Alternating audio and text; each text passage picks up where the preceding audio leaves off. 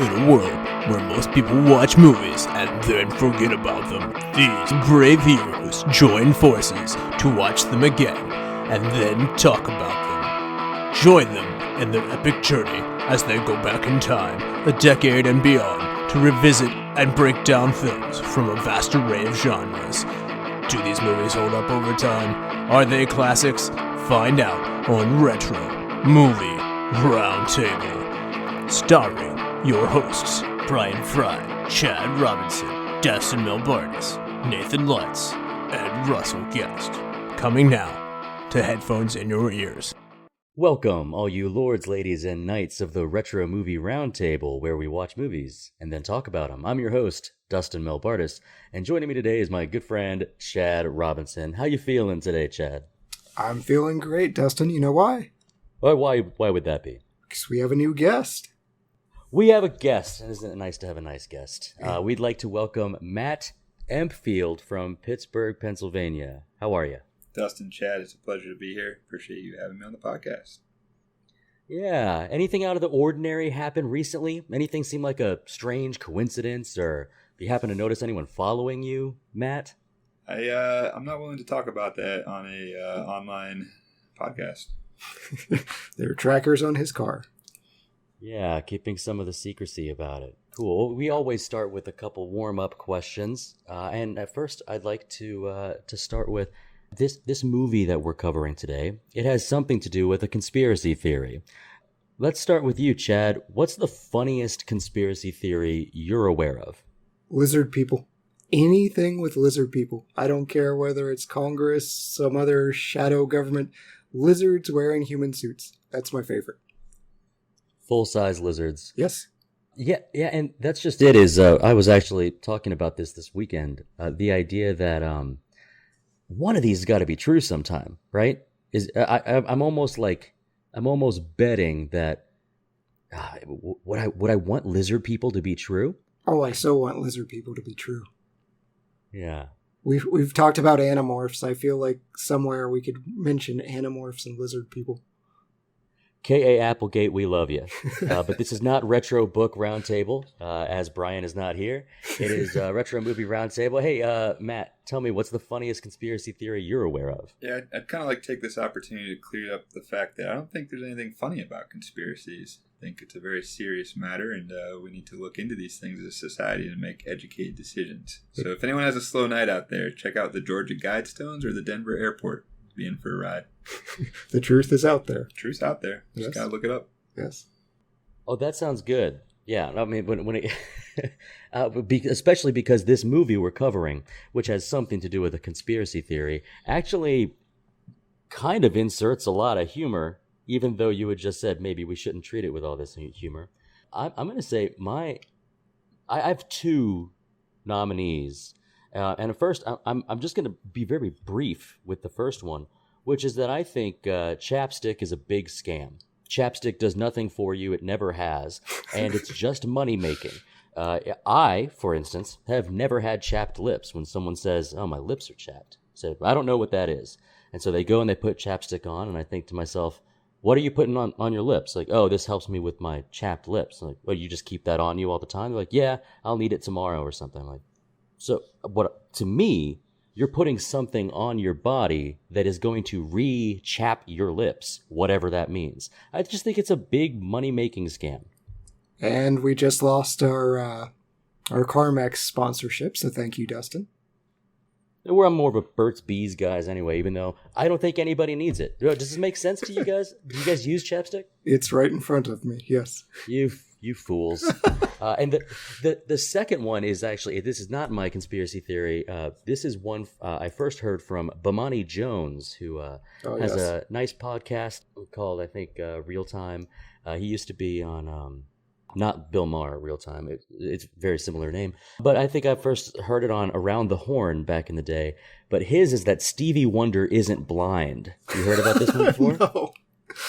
I mean, that's not a theory. It's not a theory? What info do you have on this, Matt? I mean, why do you think he wears the glasses all the time? Because it looks cool. So I love it when the proof is simply a question, like, well, why does he wear the glasses? He ain't blind. I believe the only proof we have is that at one of these Grammy shows where, it's not just the presentation of the awards. We also have like musical acts. Stevie Wonder's playing the piano, and then like Alicia Keys walks by him, and he has the most notable double take of like, ooh, look at that walking by. And then he quickly goes back to, wait a minute, I'm not supposed to see that. Or Alicia Keys is just that good. Yeah. Alicia Keys. She radiates Audience... beauty. Oh, truly. And she's been recently doing the no makeup thing, and she doesn't need it. And hey, you don't need the chapstick either. We've been talking about conspiracy theories. Chad, would you do me a favor and tell me, what's the movie we're covering today? We are covering the movie Conspiracy Theory from 1997. Yeah, Conspiracy Theory, starring Mel Gibson, Julia Roberts, and Patrick Stewart. Released in 97, a budget of $80 million, and it grossed $137 million. It placed 16th in the box office that year. The movie that placed ahead of it, Flubber. And the movie that placed behind it, Scream 2. Deserve better. We are big Scream fans here. Matt, you're with your Scream heads. Me and Chad both like Scream, and you're also here with the Julia Roberts heads, because This is what, our third Julia Roberts movie? It is, yes. It sounds like a conspiracy in and of itself. Yes, we're gonna get them all. We're gonna get them all. And as far as collecting movies of a certain type, this is also, I believe, Chad, our third wheelchair chase movie. So let's give it up. It is. Let's give it up for our newly appointed. We didn't know that we were your champions for this, but we are going to watch every wheelchair chase movie.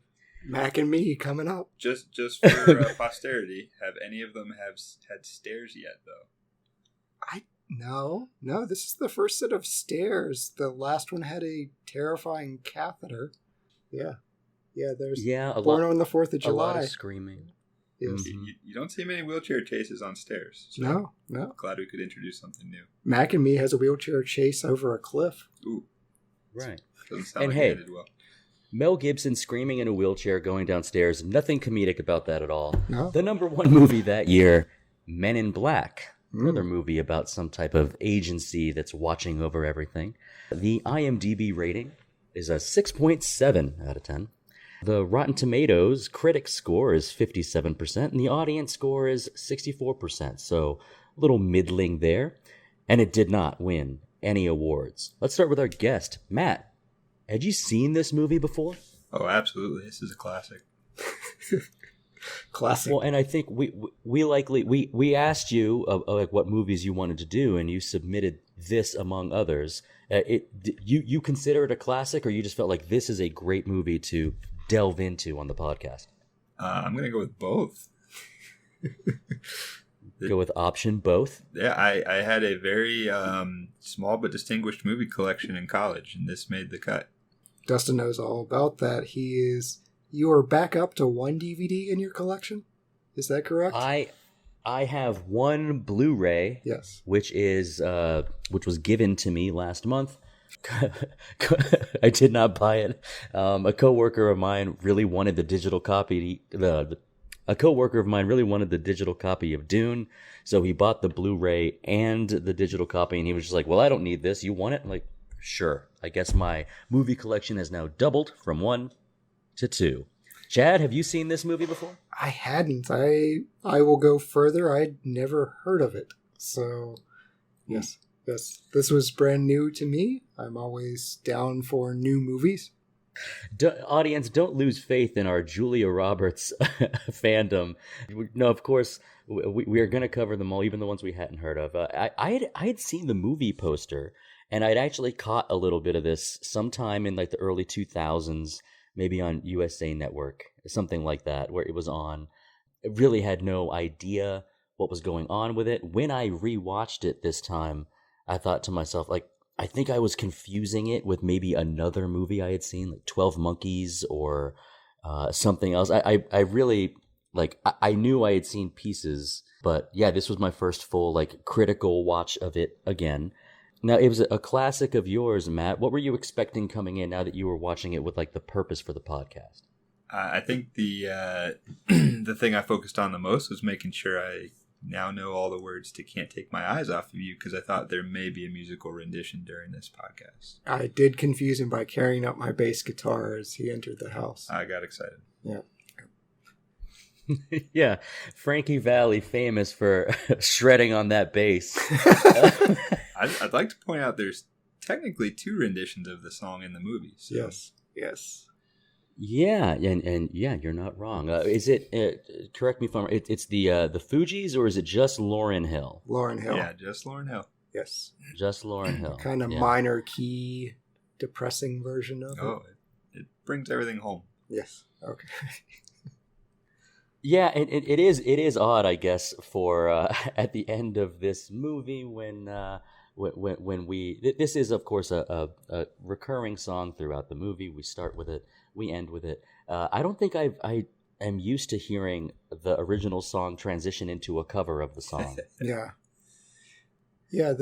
This was an interesting one. And I'm coming off of Peeping Tom, which is also very focused on "Can't Take My Eyes Off of You." So this is running theme for me. Eyes led to murder in the last one, so we'll see where it leads here. Since you had never seen it before, did you have any type of expectations at all? Did Matt clue you in as to like what the movie was about, or did you go in completely dark? I went in completely dark. Other than the cast, I saw the cast. It was like Mel Gibson, Julia Roberts, and Patrick Stewart. How am I not more aware of this movie? And I was excited for the cast. Matt did warn me. He's like, you may think less of me after this movie. So I don't. I think no lesser or better of you. I'll take that as a win. Yes. Yeah, that's a win. Yeah, staying steady at flat. Yes. That's a win. Yep. Yes. That's a win. That's a win on the Retro Movie Roundtable. That's for sure. The floor was very low. So this movie is 25 years old. Do you think it holds up, Matt? Yeah, I think it holds up. I think you have some major star power there. I think you have a wonderful plot based on a true story to some extent. So what's not to love about it? 25 years old. Don't do that to me with 1997. Like I don't need that context, Dustin. Yeah. Like that was 13 years ago. Oh no, it's not 2010. Yeah, well, I guess for your first watch, Chad, do you feel like this holds up?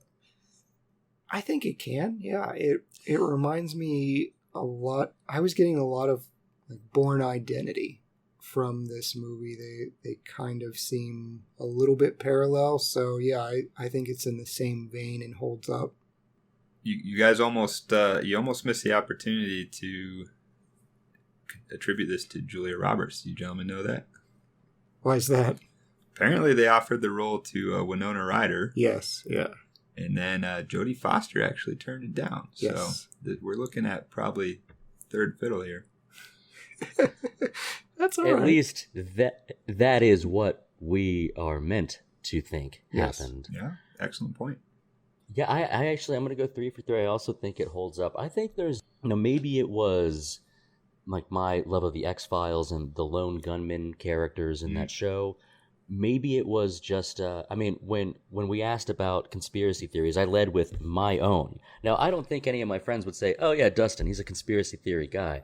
But I do eat him up. I really like the idea behind culturally some groups of people believing something is true in this sense, like with no proof. We did get kind of a fun reference to some very secretive government stuff in the past, and we'll get into that a little bit.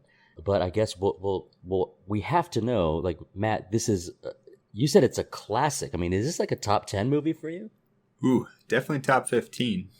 Wow. I'd have to do some thought exercises there on top 10. That could be a tough call, but I'd say it's close. Wow. Oh, wow. Yes, thank you, Owen Wilson. Yeah, Owen Wilson. We should have been in this movie. Chad, did you enjoy it first time? Did you watch it a second time? I didn't get a chance to watch it a second time. No, I can truthfully say it's not going to make my top 15. It's somewhere in the realm outside of my top 15 movies, but I have seen 1,000 horror movies, so that's the start of it. But yeah, it's I think it's an interesting popcorn flick. Like, for me, this is the type of movie that it's in the realm of Transformers, where I need to turn off my brain and just get some popcorn and chill out, rather than I came off of a very cerebral movie for Peeping Tom, where I'm analyzing different things, and I kind of had to shift gears and just say, you know what? All right, we're going to see some people get chased by a shadow government agency. That's cool. Yeah. Matt, has your opinion of Chad changed based on this answer? I mean, there's a little bit of lost respect here. Yeah. Yes. Because what I'm picking up is that we are now grouping together Bourne Identity, Transformers, and Conspiracy Theory into the same group of movies. I think it's even more unsettling that his only time watching this movie, he turned his brain off. I don't know that he got the full experience. Yes, well, our listeners have come to expect absolutely nothing from me, and I have rewarded them ever since. Now I'm going to flip my brain on for the rest of this podcast. And listeners, before we continue, we have to take a little break and shout out some of our podcast friends. But you know what you should do? Watch this movie. Turn your brains on. Watch this movie, because when we come back, Chad is going to spoil the movie. He's going to give a great plot summary, and he's going to spoil the plot. So we don't want that for you. Turn the podcast off. Go and watch this movie. Come back to us when you're done. Maybe your brains will have been switched on too. And we'll see you after the break. What happens when two modern film fans go back and rewatch all the old classic films from yesteryear to see if they hold up? You get the Classic Film Jerks podcast. Find the Classic Film Jerks podcast on all the major platforms. Welcome to the Flashback Flicks Retro Movie Podcast. I'm Ricky. I'm Grayson. And every week we review a movie from the past and reflect on things we missed, things we loved, and things we want to see again. Yeah, because we believe any movie worth watching is worth watching again. So if you like films, friendship, and a lot of callbacks, I mean, just so many callbacks, then subscribe on Apple Podcasts, YouTube, or wherever RSS feeds go for like-minded movie-loving individuals. Like you. We are back, and it is time for a plot summary. Just one final reminder before you tread any further that we're going to spoil this movie right now. Take it away, Chad. Jerry is a paranoid conspiracy theorist who drives taxis in New York City. He publishes a letter on his various insane ramblings and mails them to each of his 5 subscribers. Unfortunately, Jerry remembers something he shouldn't and is abducted by mysterious forces. He escapes after biting the nose of his captor and rushes to lawyer Alice Sutton, who he's infatuated with. Alice dismisses Jerry's incoherent ramblings but is convinced to switch his medical chart at the hospital, and the dude who receives Jerry's chart is murdered. That technically makes Alice an accessory to murder, but let's just forget about that since it's really never revisited in the plot again. Jerry is attacked in the hospital and once again escapes. Alice starts to think there's something to what Jerry is going on about. She calls each person on Jerry's list, but all save for one are now dead. Jerry confesses that he's in love with Alice, but she becomes repulsed after finding out he's been creeping on her while she works out. It's discovered that Dr. Jonas, the last remaining subscriber and the mastermind behind all of this, has brainwashed Jerry as a part of the MK Ultra project to make him an assassin. I mean, Ted Kaczynski and Siren turned out just fine, so why not? He was sent to kill Alice's dad, but makes friends with him instead. Jonas has the dad killed, and Jerry promises to protect Alice. Jerry is captured again, but Alice escapes via her cardio training. She rescues Jerry, who kills Dr. Jonas, but he's mortally wounded in the process. We skip forward and find Alice staring over Jerry's grave, leaving a pin Jerry had given her on a gravestone. She begins riding horses again and discovers the pin she had left at Jerry's grave attached to her saddle. She smiles and rides away.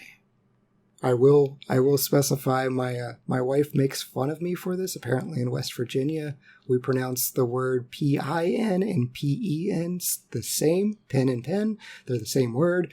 It's different in different places. So what I'm saying is P-I-N like pen it to your shirt. It's not a writing utensil. I feel like you said lawyer weird too.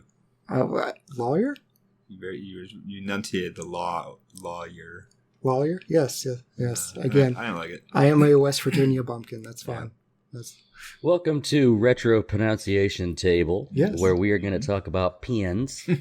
I've been through West Virginia. I've heard about them pens. I was asked if I had a PNC out on my desk. Yeah, it's pen and pen. They're homophones. Everybody else is wrong. And teller, who doesn't speak. You mentioned, Matt, that, conspiracy theories are really nothing to laugh about.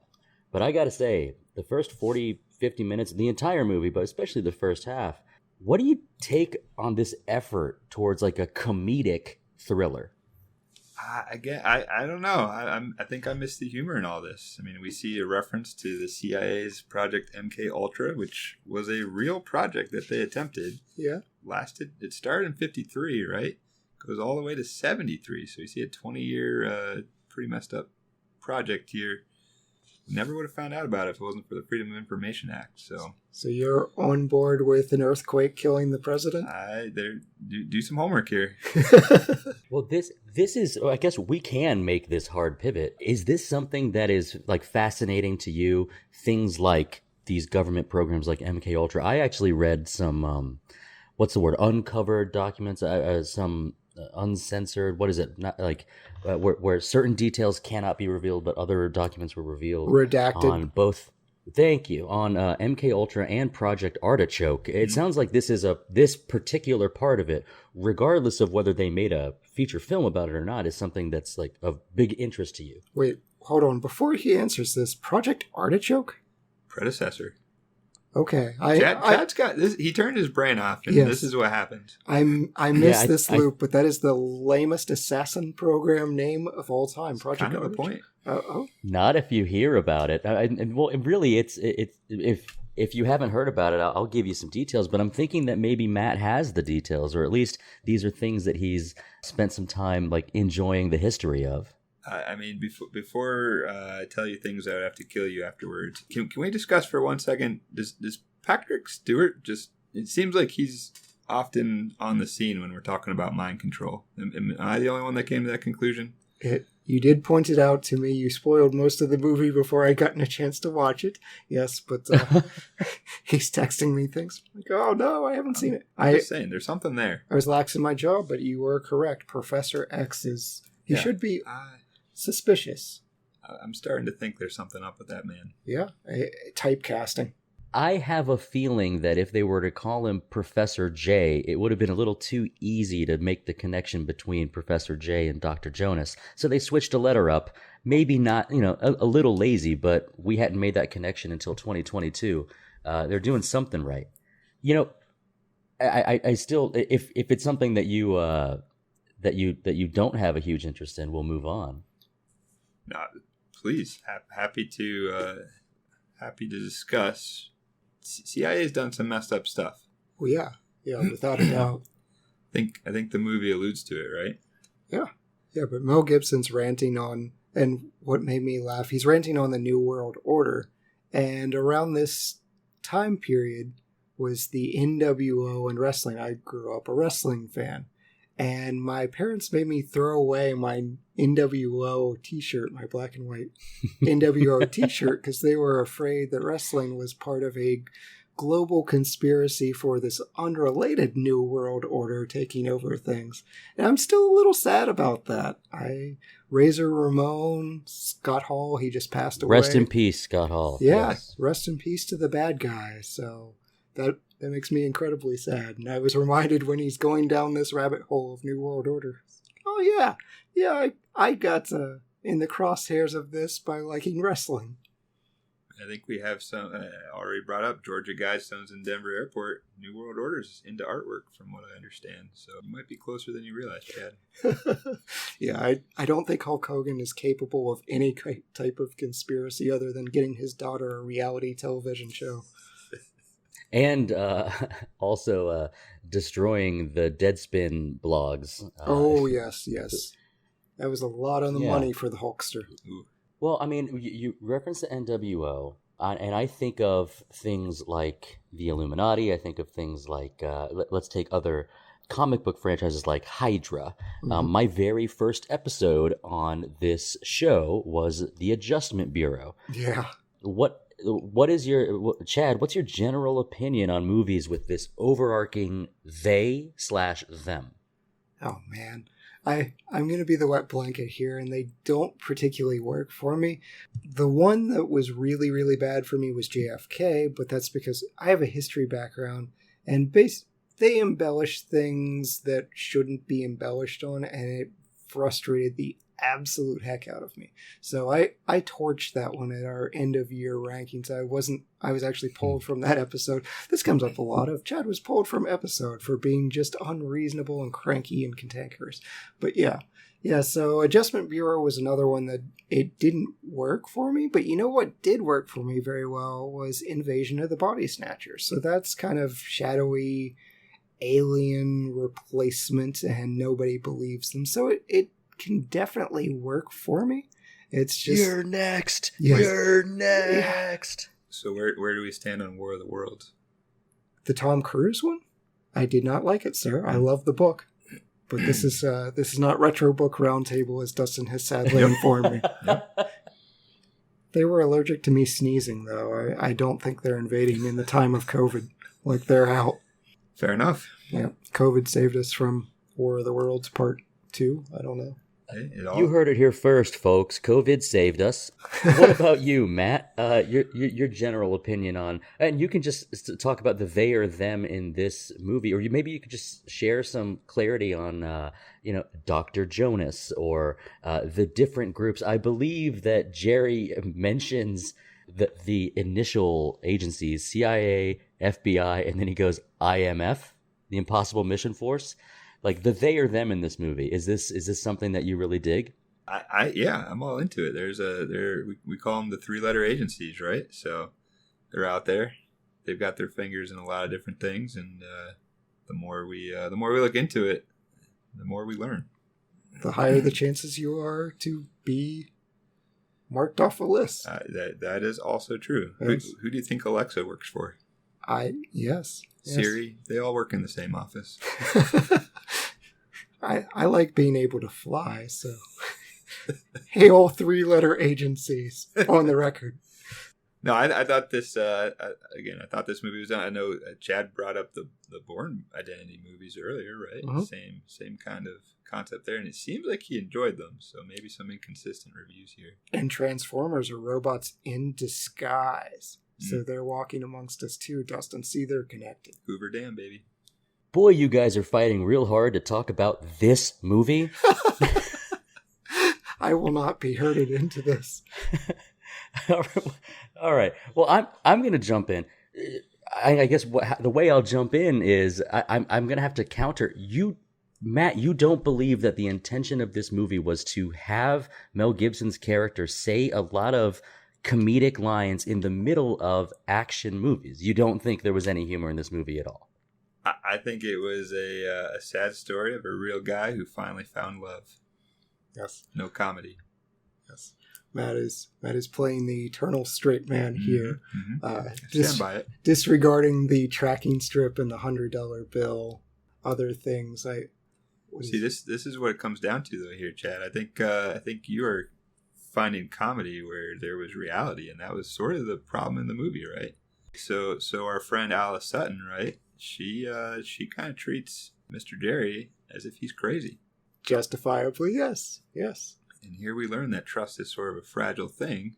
As she starts to understand, it goes from crazy incoherent man to, hey, maybe this guy was looking out for me. So I did have the question, and it wasn't really clarified. I know there was brainwashing, but was he at any point normal and they had just completely scrambled his brain with that gravy type substance?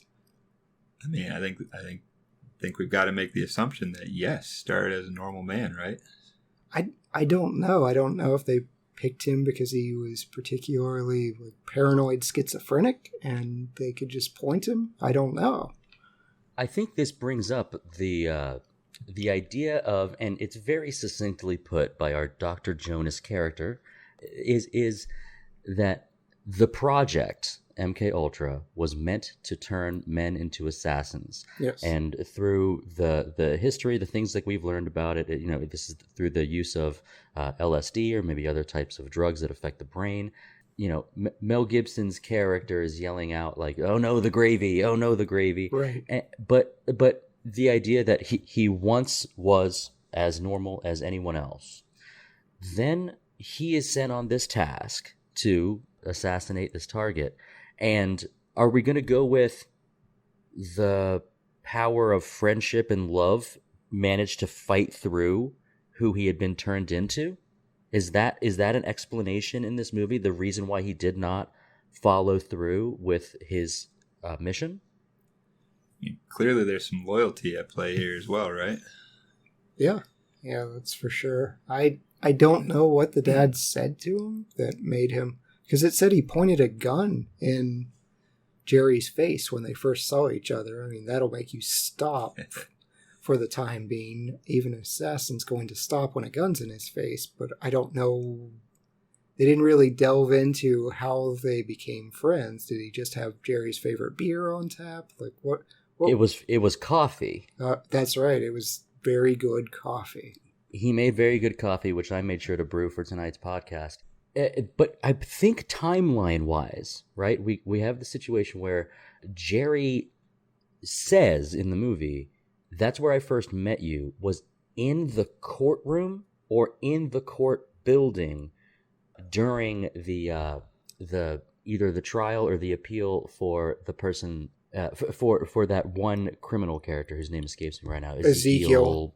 Walters. Mm-hmm. Yeah, there it is. So it was in that setting that he was supposed to do the assassination.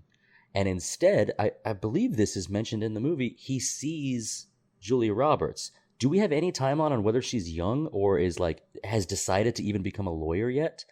Or sorry, as Chad would say, lawyer. It was 6 months ago. They mentioned that he'd only been around in her life for 6 months.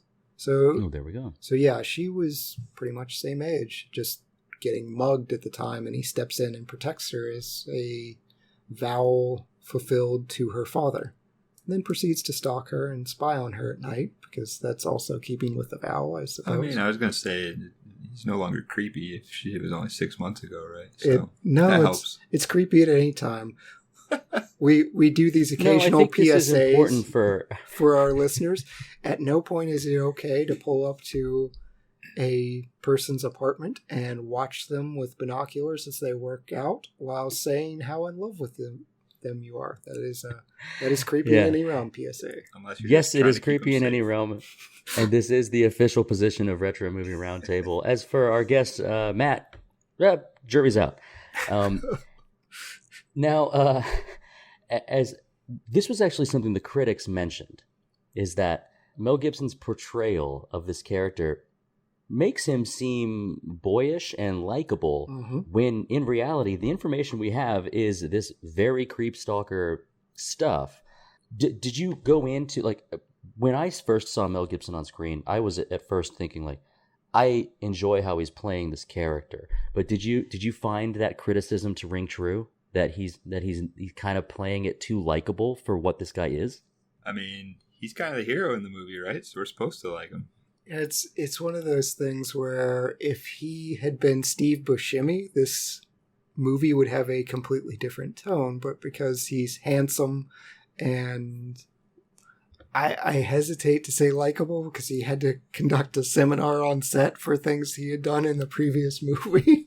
But he's just a very handsome man, so you can get away with some creepy stuff if you're better looking. We're talking the actor, not the person, though, right? Jerry's still a handsome man. I think his genuine interactions with other people is what sets him apart. You get the interaction between him and his taxi customers, right? Yes. Got the drummers on the side with the newspapers. Yes, obviously, he's a likable guy. Who he sprays with water. Well, He's not perfect. Well, yeah. I mean, it seems like 3 out of the 4 did not appreciate that prank, where the one guy's just like, that's Jerry. I mean, if they weren't working on the water mains, maybe there wouldn't have been any water sprayed. Yeah, that was an odd investigation that went absolutely nowhere. That plot device of, it's not winter. They usually break in winter, right? Maybe there's something there. Okay, there's going to be something under the streets. There's some other subplot. Nope, went nowhere.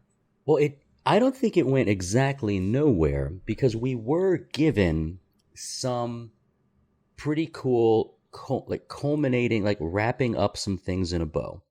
For instance, based on his theories, the rich man in Manhattan that died, that the information in the newspaper said he drowned in his pool in the Hamptons or someplace else. Mm-hmm. Ernest Harriman is the name of this guy.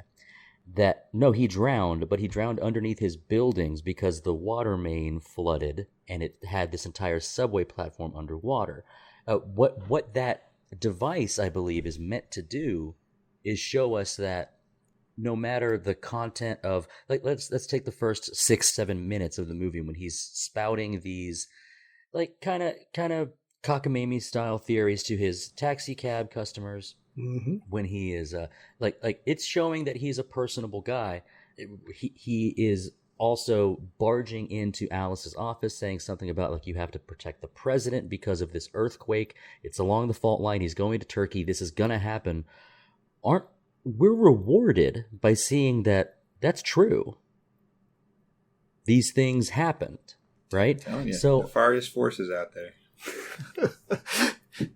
I'm still very skeptical of a guy that essentially teleports while hallucinating cartoons. Like that poor cab. Well, he had the gravy in him. Yes. He did have the gravy in him, which is one way of saying it. And he bit Patrick Stewart's nose. Yes. Of course, Dr. Jonas then says it was I thought this was some clever wordplay, right? Dr. Jonas says, "Yeah, my dog bit my nose." Mm-hmm.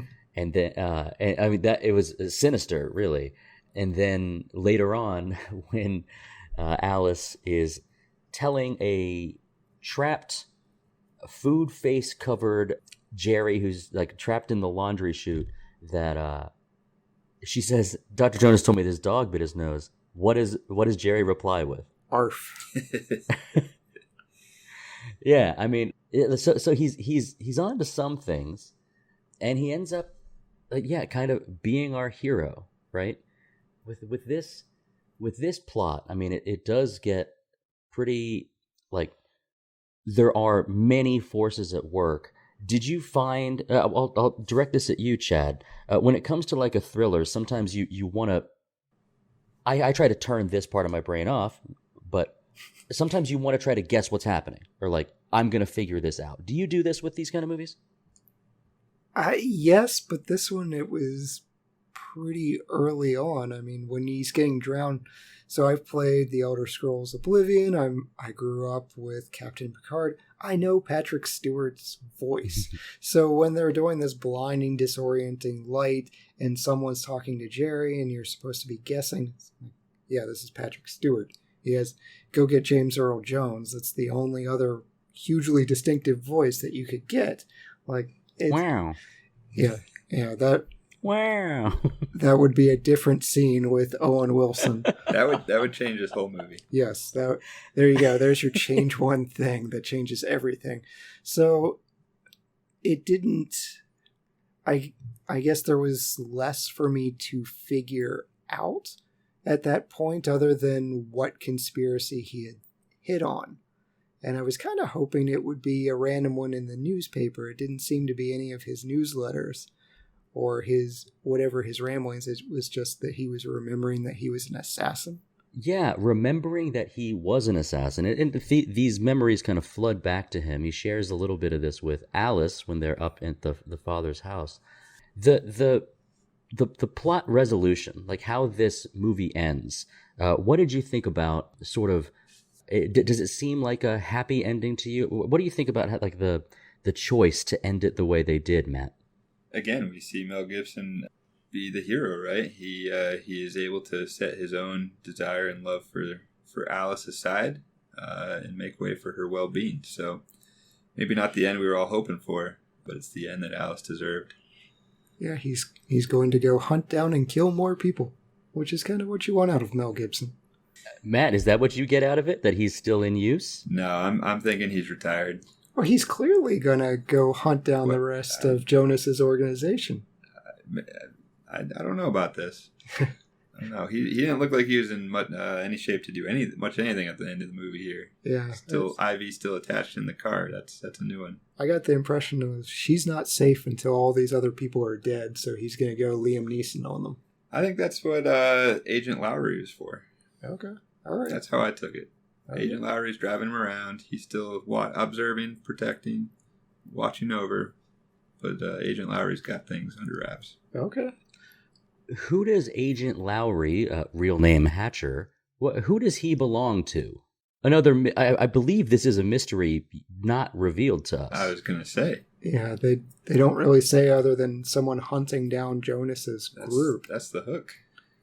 Don't you like that about how this movie ends? I really dig that. Is that I think the key to a movie with a they/them that's out there, the key is leaving a certain amount, and in most cases, a large amount unexplained. I like unexplained. It leaves your imagination to sort of happening. You two can't agree on what's going to happen at the end. I'm actually of the mindset that he's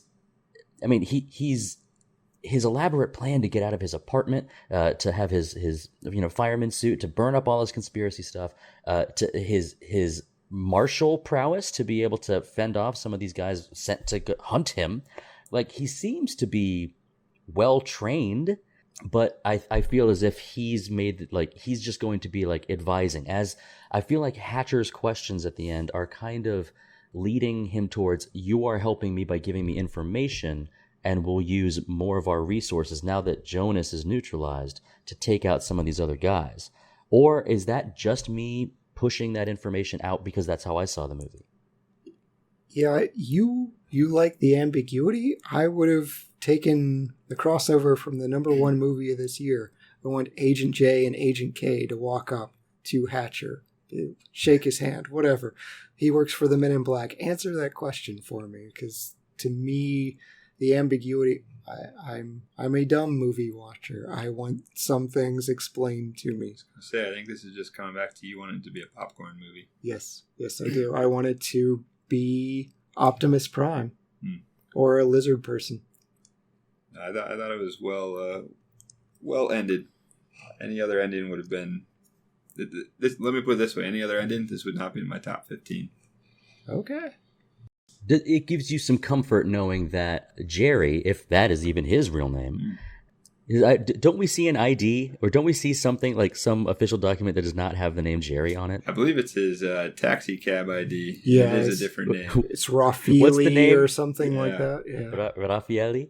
Yeah, that's awesome. I wasn't tuned in enough to see exactly what that name was, but yeah, just to think that like he has potentially like some semblance of a life, even if it is without Alice at the time. Well, this movie is making a ton. I'm not a big conspiracy person, but if you are a conspiracy-minded individual, there's a lot for you in the background that just I had to read about because I didn't know why they pick certain numbers or certain scenes. Like it makes reference to a Kennedy assassination because he evades capture by running from a Barnes & Noble into a theater. That's where Oswald, he ran from a book depository into a theater. They make reference to the Skull and Bone Society at Yale University. At the hospital door, it's 322, which is apparently associated with that. Apparently, they have the skull of Geronimo. I don't know why they would have the skull of Geronimo or why that's relevant. Matt, maybe you can answer that. But there's a lot of that in this movie. So if you are into these conspiracies like this, they sprinkle things in like catnip for you. It's treasure trove. Treasure trove, yes. You said you hadn't heard of Artichoke before, right? I have heard of Artichoke. I have not heard of Project Artichoke, which is a ridiculous name, and I'm still making fun of the government. Oh, what a great answer. I've heard of artichokes, dude. I'm not a simpleton. What, are we going to bring in leeks now? Ramps. Artichoke, what I had read on it was sort of a detail of an operation. Have you heard any of these details before, like about Project Artichoke, Matt? I'm not. It sounds like I'm not as familiar with it as you are. So please take it away. One of the things that we're obviously talking about brainwashing, or the idea that we could turn a normal person into a tool to accomplish some mission. This one was specifically hypnosis, and they had taken. Now, I do not remember.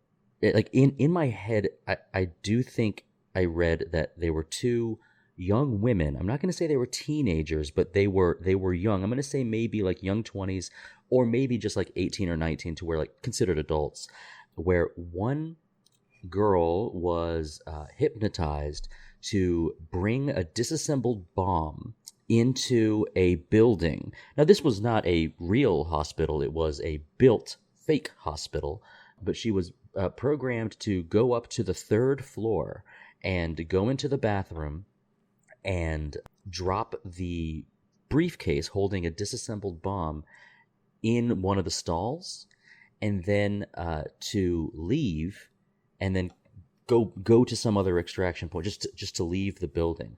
And inside the building was another girl who had been asleep, who upon waking up then went to that exact same room with nothing but like what was essentially, we'll say, programmed into her, finding the briefcase where it was supposed to be, assembling the bomb from these parts, which I guess maybe she had never seen before, and setting off the detonation, which was a fake detonation. But like, this was the recount of the details that I had read.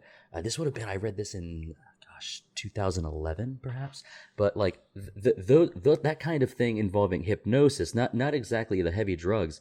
Like, these are the kind of things that are scary about this movie, or just about this idea in general, that our government has secrets and they're keeping them from us.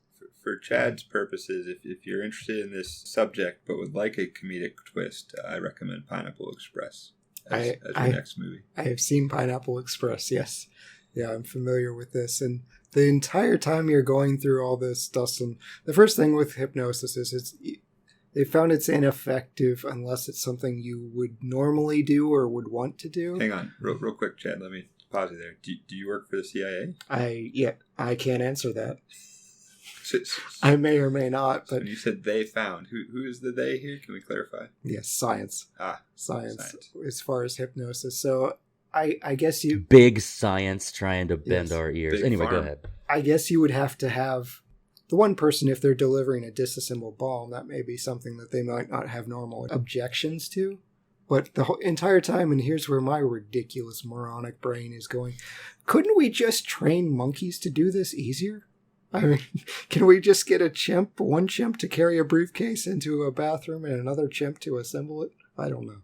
I don't know that they're going to let chimps badge in some of these. This was an unsecured facility. I don't You know. try to stop a chimp if they're on a mission. Right? Yeah, I've seen a chimp rip a lady's face off. No security guards stopping Dunstan checks out. And now we're on to Planet of the Apes. No, I was going with Dustin Checks Out. It's an a different direction. Adorable movie about a chimp that absolutely did not maul a small girl. This is my persona, or I guess my general opinion is, I feel like romantic love is inserted into movies where it doesn't belong. But after our stalking first 40 minutes, and then apparently she tolerates his presence because of, saving her from the mugging. Their relationship did grow on me throughout the movie. Matt, did you find that was it too quick of a turn, or did you feel like at the end when she's holding his body that you could feel that connection? I'm telling you, I think they played it just right. I think they didn't get too heavy on the romantic side. I think Jerry proves he's not a creeper with his conduct and interaction with her throughout the movie. And obviously he gains her trust by the end of it. I feel like they absolutely should not have made out while being pursued by someone. That seems like an obvious mistake. Like, run first and then kiss. I mean, he's in love. What's a man to do? Run. Run first. She had proven a runner. She can outrun bullets. Which that guy, I had a problem with that scene. Like, he gets shot through the head in front of her, which, whatever, but bullets go through things. That guy either had the world's thickest skull, a metal plate in his head, maybe he did. It's big science again. Yes. This CIA, he had a metal plate implanted, so he's told to chase women. But they just kind of, the guy that shot him was like, oh well, we know she does cardio. She's gone. They don't have vehicles, helicopters. I mean, Jerry says you've never seen her run. Yes, that was the biggest Chekhov's gun of, like, we're going to show her running down a treadmill. This will be relevant later. You weren't satisfied with that line? I was not. No, that was not the payoff I was looking for. Well, speaking of trust, it's sounding like you trust Jerry as the hero. It makes me think like you trust that the things he's saying are right? Or is there any amount of the things he's, I'm not going to say babbled, I'm not going to say babbling nonsense, but like as a viewer on this character, Matt, do you trust Jerry as telling the truth all the time? I think I find people who are willing to provide public evidence of what they're claiming versus those that are trying to hide their deeds in the dark. I tend to trust the former rather than the latter. But he says he can't prove anything, and that's what makes a good conspiracy theory. He says they're unprovable. Yeah, but there's enough tidbits along the way that you should be suspicious. Fair enough. I do appreciate anyone that rigs up the Home Alone paint cans in his own apartment. So he clearly had learned from Kevin McAllister. I did confess you were previously asking about the first time I watched it versus the most recent time, and I do think I got some home renovation project I'd like to take up now. Yes. Yeah, you're going to put a beer bottle above your front door? We already do that. Yes. Do you think it was the purpose of the line in the movie after he torches his own apartment? One of the guys working for whichever agency it is says, yeah, he made sure to burn up his whole apartment while the rest of the building remains completely safe.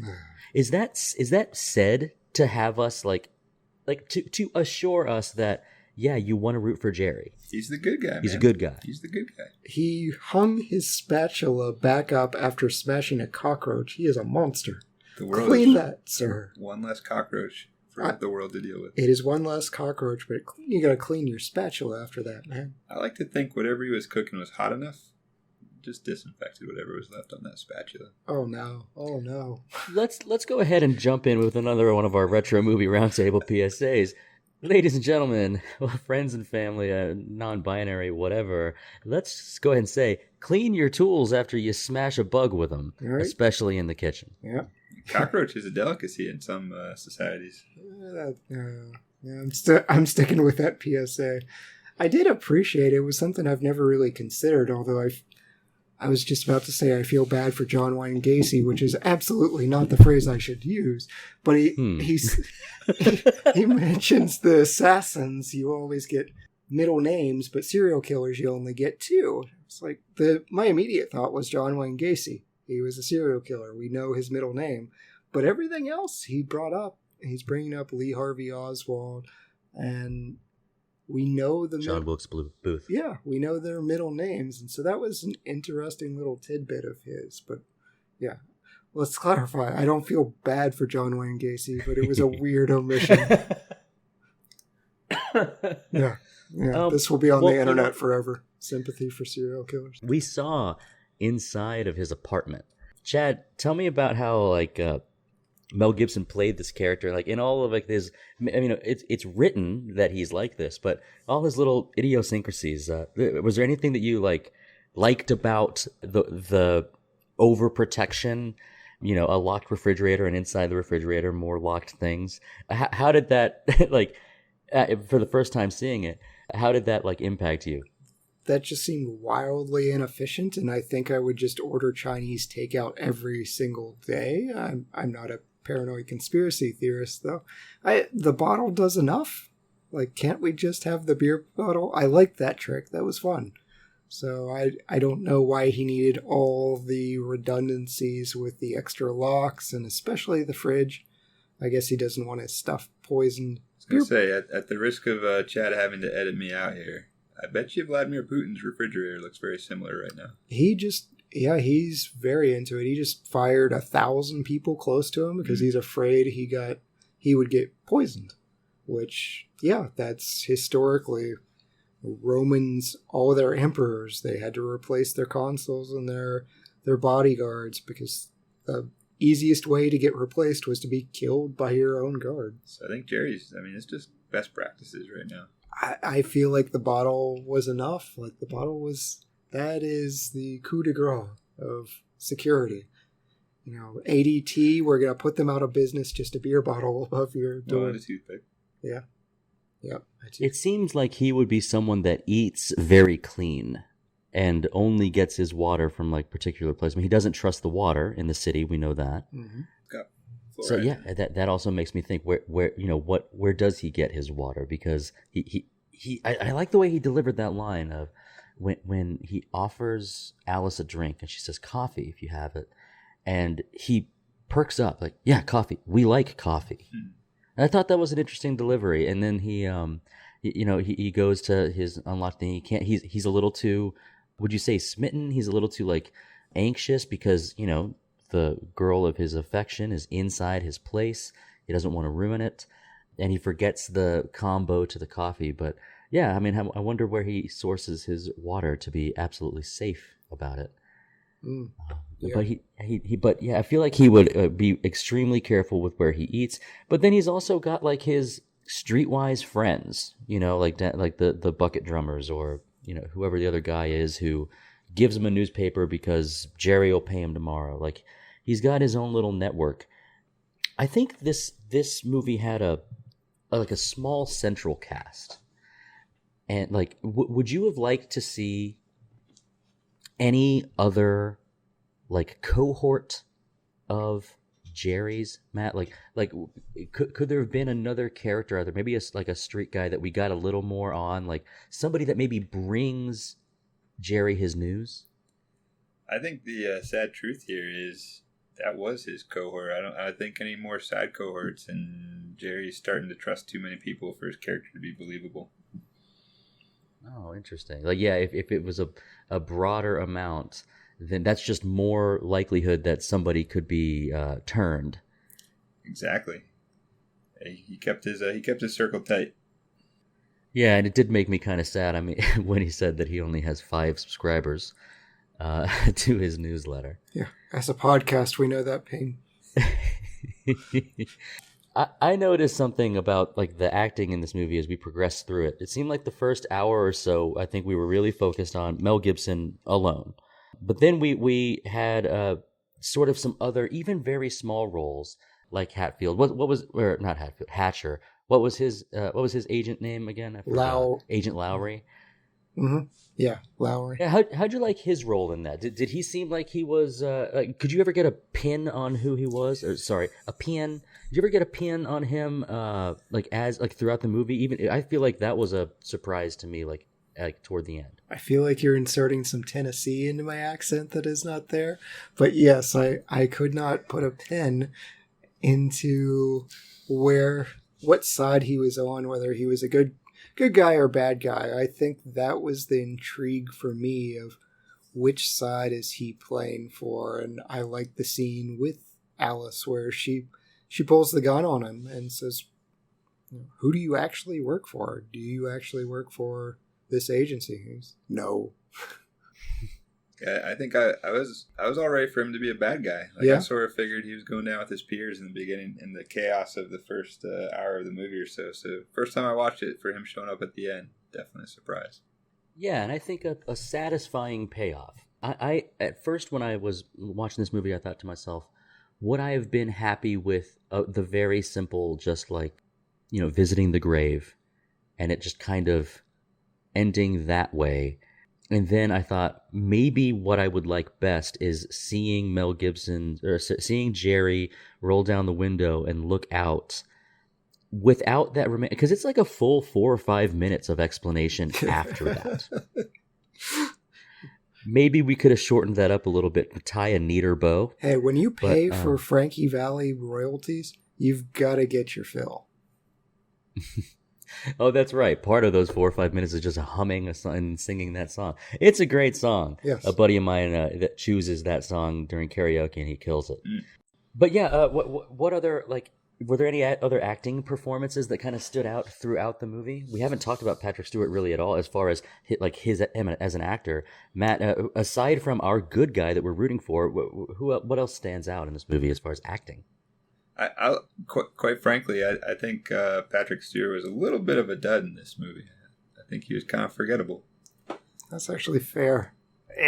He plays a villain in a movie called The Green Room, which is excellent. And I recommend everyone check it out because he's terrifying. But here, I love Patrick Stewart, but to Matt's point, if he had been replaced by anyone else, I don't think I would have missed his presence. Yeah. In fact, as far as replacing somebody in the cast, there might be space to talk about that later. Specifically with that character. Well, and bringing up our actor, like what we like about him, and let's talk a little bit about Richard Donner and his long list. The late Richard Donner, I think he passed about 10 years ago. There are movies here that have to stand out in his filmography. I mean, I think of them all, I might say that 1988's Scrooged is my favorite of them. But I also really like Maverick, all of the Lethal Weapons here, The Omen, and I guess, I don't know if I've said it publicly, but I am not a fan of The Goonies. Oh, no. Do any of you want to talk about like Richard Donner or anything about like his other works that you're like, you know what? Now that I can add conspiracy theory to, like, yeah, this is I can kind of feel what he was going for. Well, I think I found this tidbit, and I think it does weird things to me on my perspective of this movie, and then I'll talk about the others. The screenwriter was found, he was just on the side of the road holding a sign that said, "We'll write for work and for money." And Richard Donner pulled up and said, "Explain yourself." And he goes, "I'm a screenwriter." And he said, "Well, boy, have I got a job for you." And we get this movie. So take that as you will. But 1978's Superman, which is an all-time classic. The Omen, The Goonies. You've besmirched that for whatever reason, and I hope our podcast listeners don't forgive you. I hope they hold a grudge. Lethal Weapon, Scrooged. He just has so many great hits out there. So I didn't realize I was a Richard Donner fan, but apparently I am. I have to confess, I'm not a big movie buff, so I just recently learned who Richard Donner was. However, 16 Blocks was probably also in my top 15. That was another college movie cut. So find out that he directed both. I'm gaining some respect for the man. No, that's great. I'm also not a movie buff. I'm more like the everyman of our normal hosts. I've seen the fewest movies. I know the fewest like facts about movie production.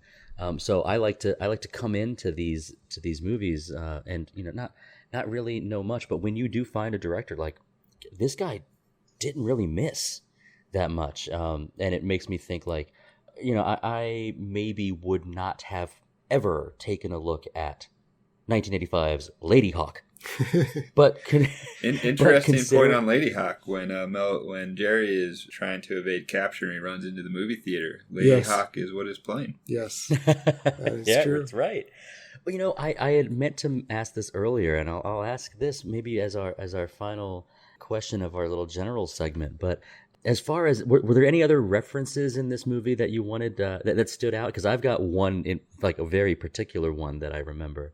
But Chad, you went through a bunch of them. Matt, were there any other like either just other movie references or running gags or just like conspiracy theory references that you wanted to point out? Ooh, excellent question. I'm going to be disappointed and say no. I don't think I've got anything else up my sleeve for you here. The one for me is the eyes being held open a la A Clockwork Orange. Yeah. I mean, it was nearly exactly the same, and that must have been an homage. You couldn't be that similar without it. And I thought doing it that way was like worth it. I thought that was pretty neat. And the other one I wanted to bring up was I had kind of mentioned that, like, oh, how much trust do we really put in Jerry? He's not meant to be like, even though he is our hero, like the things that he says, it's not the content, it's just the perhaps the way his speech is a little scattered because his brain is a little scattered. This sort of portrayal as someone with a compulsion to purchase a book, and if he doesn't purchase the book, he needs to seek it out and buy it. Did we get anything? I think we have one little clue as to, like, somebody having the book by J.D. Salinger, A Catcher in the Rye, on, like, his person when found. Do we have any info as to like what greater meaning that book had, or was it just a character choice? Like, this guy, his compulsion is to buy this book. I wanted to ask both of you this. Did that stand out to you at all? Because it was mystifying to me. First, I'm going to go back to the Retro Book Roundtable and say this is a terrible book and doesn't deserve the fame. I'm going to take out Catcher in the Rye. But I think the illusion was that all these other assassins who had the book on them, because they go through quite a few, I think the implication is that Jerry's recalling his training, and this was a mark of MK Ultra. So they were making the connection, at least to me, that these other people were involved with government assassin-type programs, and this was a common thread of them. Yeah, and I expound upon that maybe even there was some sort of encrypted code using the book that would allow them to mark their targets or something along those lines. Yeah, I thought that too. But I didn't have anything concrete or anything that I was willing to submit as, oh, this is for sure what happened. But once again, I like not being entirely sure. I feel like this is the movie where you can make wild speculation and it's okay. And it's clear he specifies that he has never read the book. So yeah. Do you like Catcher in the Rye? Not really. Not particularly. Yes. No. Well, you know what we do like? We like going through our movie superlatives. You ready, Chad? I'm ready. Matt, I'm going to start with you. Can you give me your MVP of this movie? I'm going to go just real low hanging fruit here, and I think it's got to be Mel Gibson. That's fair. Yeah. Almost a one-man show here. I think Julia Roberts did fine. Patrick Stewart I felt was disappointing or at least not memorable. So I think you could have removed either of them, and this movie still would have been pretty great. Yeah, and he I think he deserves a lot of credit. That's a good choice. Chad, what about you? Yeah, I went with Mel Gibson as well. I think with a different actor, you run into an issue with Jerry where he's harder to like. So Mel Gibson, for me, he's the obvious choice. I think this is kind of cool because I'm going to go with what I've heard about you guys, and you talk about how he's likable. I think I am like joining you in saying, like, these critics that had described his likability as a problem, get out of town critics that made the movie more fun. See, we got a cover. I like it. Yeah. I was ready to do so. I'm glad I could hear that from you. My MVP is Mel Gibson too, and I thought he had some opportunities to shine with. If it were a poor job portraying a character with the compulsions that he had, or the verbal tics, or the nervousness, it could be a real stinker. It could be really rough, and I think it comes across really well here. So yeah, kudos to our MVP, Mel Gibson. Matt, how about your best supporting actor? Again, I'm not doing anything particularly original here, but I thought, and I'm gonna butcher this pronunciation, but Cylk Cozart, Adrian Lowry, again, just because of that unassuming role where you don't really think much of him in the beginning, but then he's right there at the pivotal moment in the end. Thought he ended up being a pretty good supporting actor.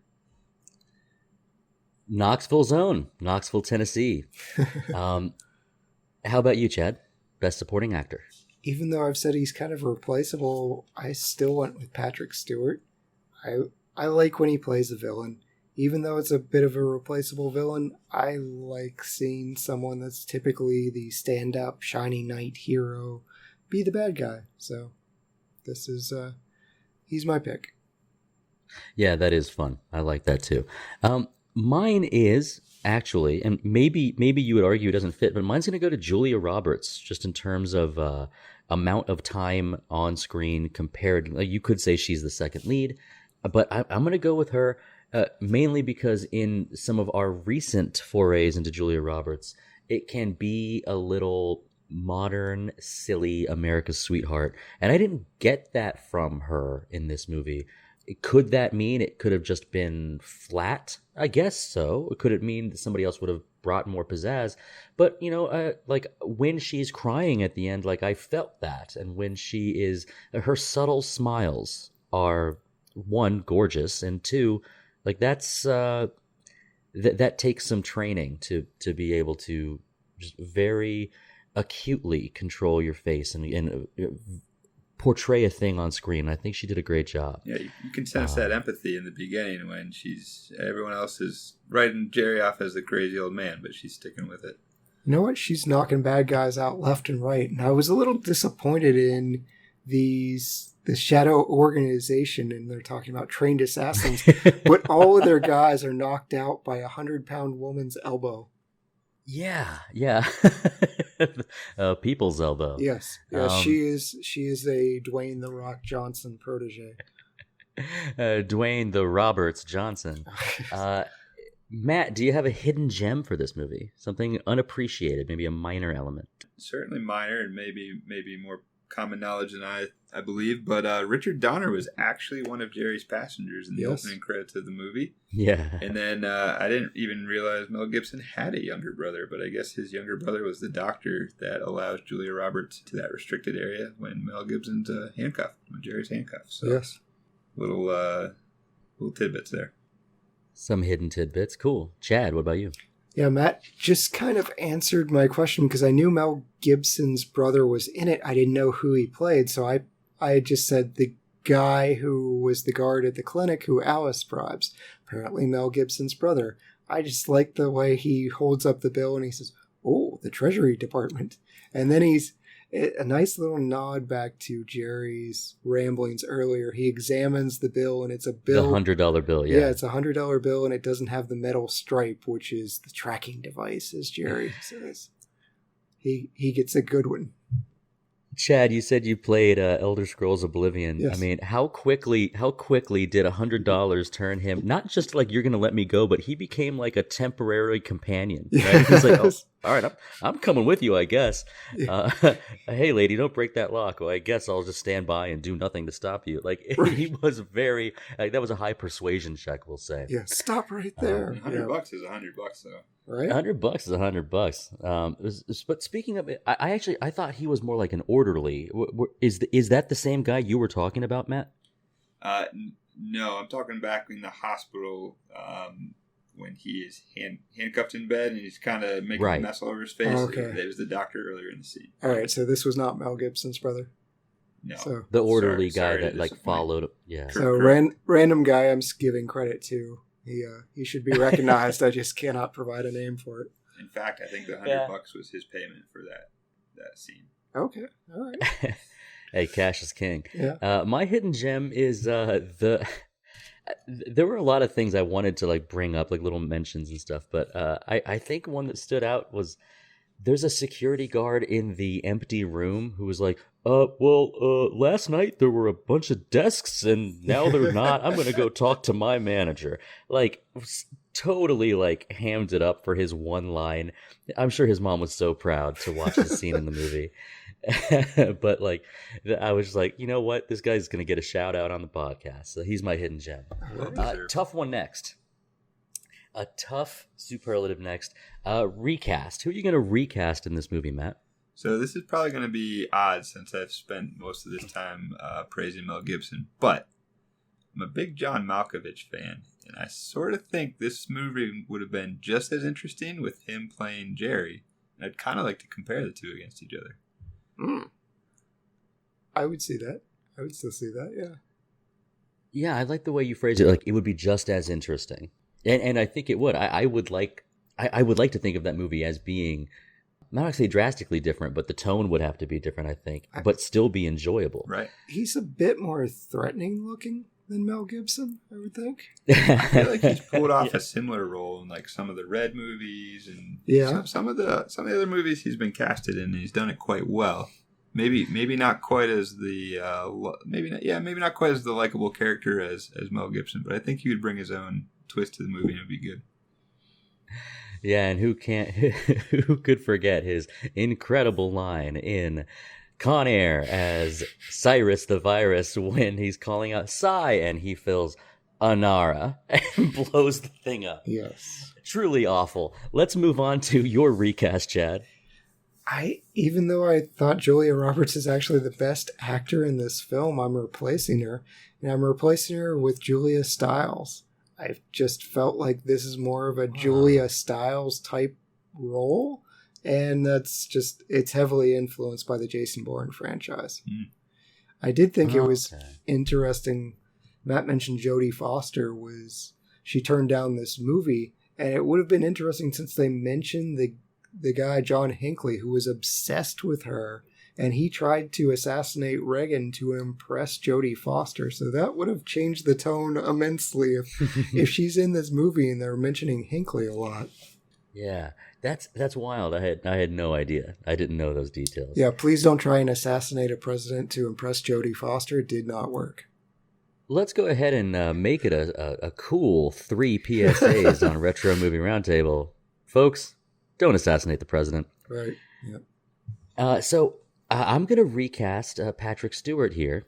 Yep. And when you mentioned Julia Stiles, I thought, like, I wonder if she's too young at this time for 97. But also, we can kind of play around with the timeline as we do this. And I'm going to do that too. I'm going to put Giancarlo Esposito as our shadowy leader, our assassin builder. And I think he was maybe a little too young because he wasn't quite the age of Gustavo Fring, maybe most well known as in Breaking Bad. He's done a lot since then. I feel like his real shining time as an actor will be more like midlife and later than most. But I would have liked to see him in that role. He's so smooth as Moff Gideon. Moff Gideon, is that a Star Wars thing? Is he in a Star Wars thing? Yes, he is in The Mandalorian. He is Moff Gideon. He is okay. That sounds awesome, but it is a TV show, which means I don't watch it. Yes. Only 10-year-old movies for Dustin here. All right. Let's go to some of our like cinematic ones. Matt, what's your best shot of the movie? All right, again, I'm going to display my ignorance of all things movies, but I thought the initial interrogation between the way it was shot, the lights, the confusion, the chaos, I thought that was well done. I did not appreciate that and wanted a seizure warning of just it was meant to be disorienting. I get it, but my eyes just said, this is clearly 90s influenced and please stop. Yeah. I could see that really disorienting a lot of people, especially on the big screen. Yeah. What's your best shot, Chad? I thought, even though the helicopter wasn't a great effect, I thought the helicopter through the bridge was kind of a fun shot. I thought it had a good chase perspective, and Matt is very disappointed in me. We'll get to this. Yeah. Did not like the black helicopters. I did like that as a theme, though, because even in the background throughout the movie, it was an early ramble of their black helicopters that they can put in silent mode or whatever. Whisper mode, I think, which was ridiculous. Apparently that's the one that Matt's not buying into, but their helicopters... It almost caused the movie to lose all credibility. Yeah, almost. Matt, is that what you wanted to say about it when you said we'll get to this? I mean, I don't want to steal any thunder here, but if I could change one thing about this movie, the helicopters got to go away. They were tacky. They weren't well done. I worked on helicopters for the better part of 12 years, so that was my pet peeve. Yes. I work for a bank, so I just do claps. I'm like, helicopter by bridge. I see you sitting on your couch and just like pointing your finger out like, yay, choppers. Yes. My best shot is on the bridge. It's a similar timing, but it's when Jerry is the view of the smokestacks. It's a bright, beautiful day. He's not that old exactly, but like there's some like age lines on his face, like tired from running. And we don't know what those smokestacks represent yet. We haven't seen the picture in his like conspiracy wall of the smokestacks. We didn't know their importance to like, where things happen, where he'd be kept later. And the score changes at that exact moment. It was a cool, like, mysterious, because I was paying attention to this movie, but when something is presented like that, and I'm going like, whoa, we're an hour and 20 in, and there's something brand new introduced? What is this? I think it really reinvigorated me into, like, getting through this movie and, giving the credit to it. I was like, wow, that was a pretty cool moment. But maybe greater than a moment, an entire scene. What is your best scene, Matt? All right, I'm pretty easy man to please, but I thought the scene where he destroys the apartment, that had me, and I thought he did it so smoothly, and I assume he only planned to remove himself, so the fact that he was able to pull it off with a +1 was all that more impressive. That was cool. Yeah, maybe one of the more memorable scenes for someone like I that was something I remembered from when I caught it as a kid, So, what about you, Chad? I thought when Julia Roberts says Alice is just wailing on Jerry when he points out, like, this is the spot your dad died, and you just get... She didn't really get great acting moments, but this was the time where they just said, hey, we've got Julia Roberts, go. And you just get all this rage, emotion, and despair all together. So it was a little bit comedic at a point of... Mel Gibson probably had some bruises. She was wailing on him. Yeah, and I believe the line is something along the lines of like, you killed my father here in the dirt like an animal. Mm-hmm. Like, it was something like that. I was like, whoa, that's powerful. For me, my best scene was when Jerry is introducing his apartment to Alice. I thought sort of revealing more space was pretty cool, and you got to see him in maybe his comfort zone. You've got all of this stuff all over the walls. You've got his drawings. I thought it was a cool scene. And you got to see like how he sets up his security when he closes the door. Yeah. Locks the deadbolts, sets up the beer bottle. So I thought that was a great scene. I mean, that's probably his first house guest ever, right? I hope so. Yeah. You'd have to assume. All right, let's go to wardrobe and makeup. What's the best wardrobe or makeup moment, Matt? I didn't think this was a movie where there's a ton of interest in the wardrobe, but that's fair. We sort of talked about I thought the taped eyelids just added that element of, I think my eyes were watering during that time, so I was starting to feel for Jerry there, and then just he's running, just kind of the very cameos, right? He's running around in a hospital gown for a while. He's got a firefighter suit stashed away. So small things, but I appreciate them. Yeah, no, and they deserve the shout out.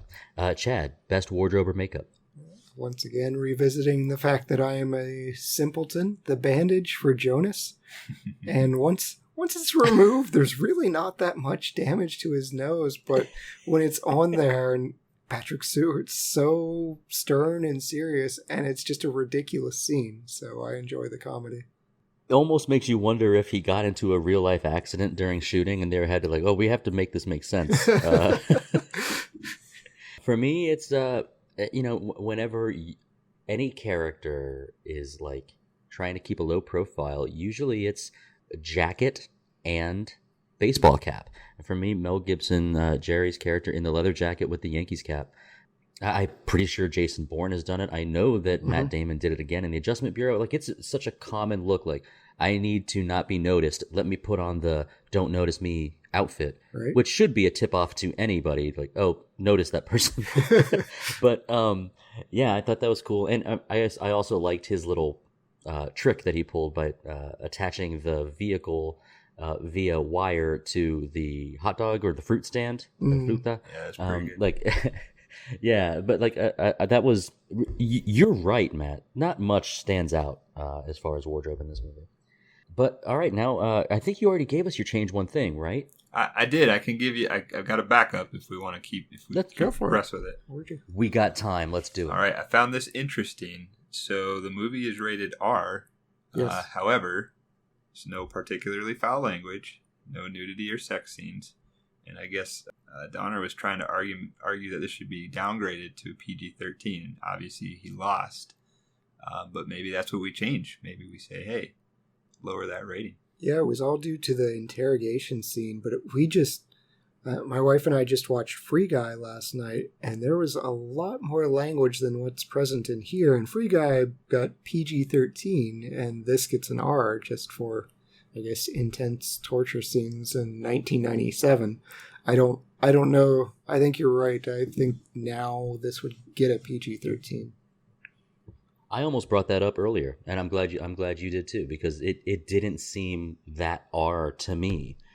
Yeah, so that would make sense. Chad, what's your change one thing? I don't know how effective shooting a gun underwater. I looked at YouTube videos, and it seems like it loses trajectory very quickly if it works at all. So I thought that was goofy. Give him something that he could stab Jerry with, like, even if he rips away part of the mop and exposes it. I don't know. Something pointy that he can stab Jerry instead of pulling out a gun underwater and shooting him. There's that big science again. Yes, it's big science telling you that shooting a gun upwards in the water is unlikely to work. Yeah, this is one of those things I don't normally pick apart things like that in movies, but I think this is maybe one of the first times I've seen it in a long time of a firearm being effective with water involved. But you know, it's would it have been better to have Jerry kill him with a mop? Yes, maybe. And I'm actually here for it. My change one thing is I think the movie takes a little bit to get going.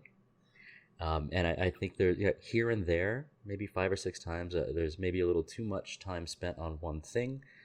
And so I think if we drop kind of the streetwise intro with all of the conspiracy theories, like talking to the guys in the cab or talking to whoever his people are, like his customers are, we also get a moment where he's like distracted by lights, or there's something catches his attention and he nearly kills someone by driving his cab. Like there's time put into things that aren't as important as sort of our main meat of the dish. And so I'd like to get this to a tight 2 hours, but then again, I think I might say that about any movie. Yeah, editing for Dustin. I agree though, and that was a lot of the criticism of this movie as well, is it's 2 hours and 15 minutes long, and it doesn't necessarily need to be. I'll be the dissenting opinion. I thought that we saw a little bit into the mind of who Jerry was, sets up the character. All right, so you want the Lord of the Rings Return of the King extended edition of Conspiracy They took the time to film it. Let's watch it. All right. You should love our Little Shop of Horrors episode when we say let's keep the huge plants taking over New York City, which is like 10 full minutes. Yes, it's way and good music in there too. That is a much better version. Yes. Yeah. All right. Let's get to our last superlative here, Matt. What's the best quote in the movie? All right. So this isn't necessarily a quote, but I was amused that Jerry apologizes to everyone he takes out the entire movie. Just the politeness of it's kind of absurd. I liked it. He's a very polite assassin. Chad, I'm going to skip the line here because my best quote is when he's coming out of the movie theater, he does knock out one of these like assassin hunters, and he looks down at him like he's hurt, and he looks down and he says, "I'm not sorry," to that guy. And I thought that was so sick. Yep. So, Chad, give me your best quote now. Yeah, we talked about the dog biting nose ARF line, which I thought was great. But another one that came from Julia Roberts says she she's instructed to lose the tail. She says, "That's what a man would do, and I'm not a man." He just quips, "I noticed." It's like, yeah, you did. Well, she noticed him too when he makes that, when he says that, what is it? It's it's a turn of phrase, or it's a figure of speech when he says, like, "I'm kind of naked back here." Right.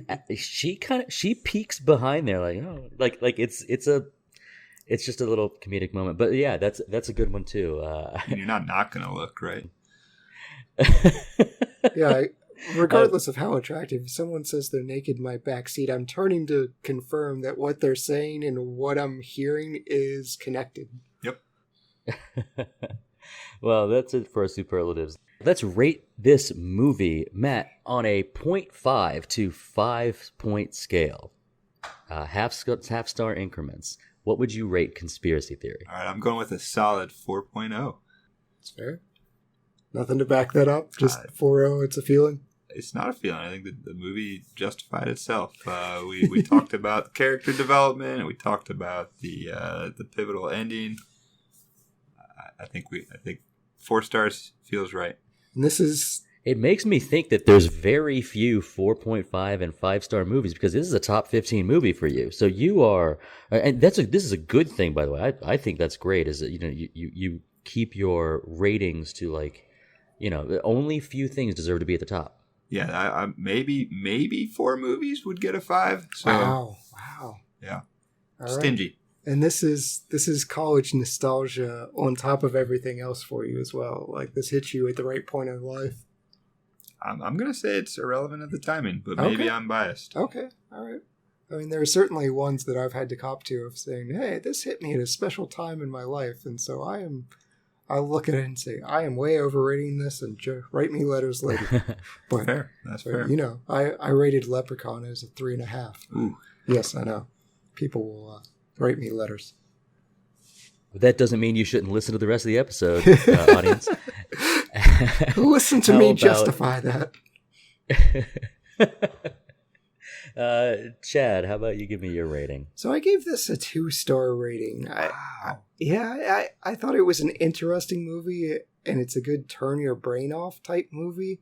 I like that it started off kind of satirical, and it turns into this fugitive type film, but I didn't feel like it was cohesive enough, and the very rapid tone change for me it threw me off a bit too much. So at least on a first viewing, it came down as a 2 for me. So wait, let me get it straight though.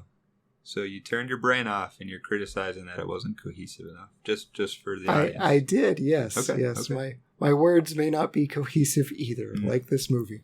Oh, I'm going to go with a 3-star, right down the middle. I thought this was a unique movie. It was... Now, no matter what our guest says, this movie was written and it had a lot of thought, no matter how minor, but several times throughout the movie. This sort of like fast talking, like really quick with the quips, little jokes throughout here, tonal shifts throughout. Sometimes a unique movie is something that's like, wow, this really changed this up for me, and like that was such an incredible experience to have something new. Or sometimes it's new and it's like, what did I just watch? And that's kind of what I got from this. I thought the fast pace of the action when it happened was really, really good. Almost like, wow, like the speed and the quick cuts of like Mission Impossible or something. And then also there's just kind of some goofiness and love. It's kind of just stuck in the middle. It was a great viewing, and I enjoyed myself for sure. But I'm not going anything higher than a 3.5. This is a 3 from me. But I do think it was worth a watch. Especially, I don't think there are many other movies like it. No, that's true. Unless you're Chad, who's going to say like, well, you got to add Transformers and you got to add Bourne Identity, Who Framed Roger Rabbit, and of course, Conspiracy Theory. Invasion of the Body Snatchers. Yes. Just gonna name random movies at this point. Baby's Day Out is very sad. Baby's Day Out, yes, thank you. And he took the bait. Let's pick a movie for next time, Chad. You ready? I'm ready.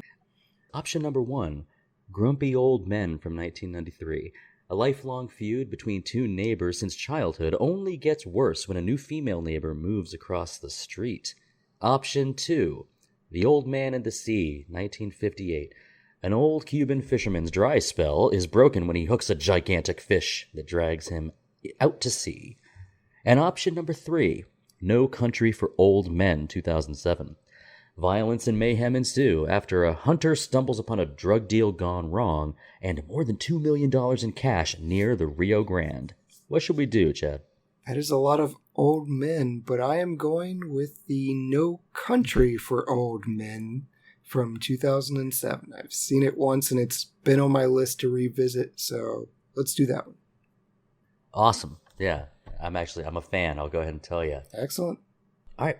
Well, Matt, it was very nice for you to suggest this movie because I really do think it's like a one-of-a-kind kind of movie. Thanks so much for being on with us. Dustin, Chad, thanks for having me. I enjoyed it. Yeah, it's great to see new movies. So a lot of times we get retreads and things like that. When this was suggested, Dustin pounced on it. He's like, let's do conspiracy theory. It's got Julia Roberts and We're Required. Contraction. Yep. We're going to find another wheelchair movie to cover. Little did we know. So. Yes. So thank you once again, Matt, and thank you, all the lords, ladies, and knights of the Retro Movie Roundtable. We invite you to reach out to us. We want to hear from you. Subscribe, rate, and review us on iTunes, Spotify, Stitcher, or wherever you get your podcasts. Give us a like on Facebook. Follow us on Twitter at movie_retro. Email us at retromovieroundtable@yahoo.com. Producing and providing this podcast is fun, but not free. We invite you to support the show at our Patreon page at www.patreon.com/retromovieroundtable. Any contribution is much appreciated and will go towards making the show better for you, the listeners. As always, thank you for listening. Be good to each other and watch more movies. Chad? Who watches The Watchmen?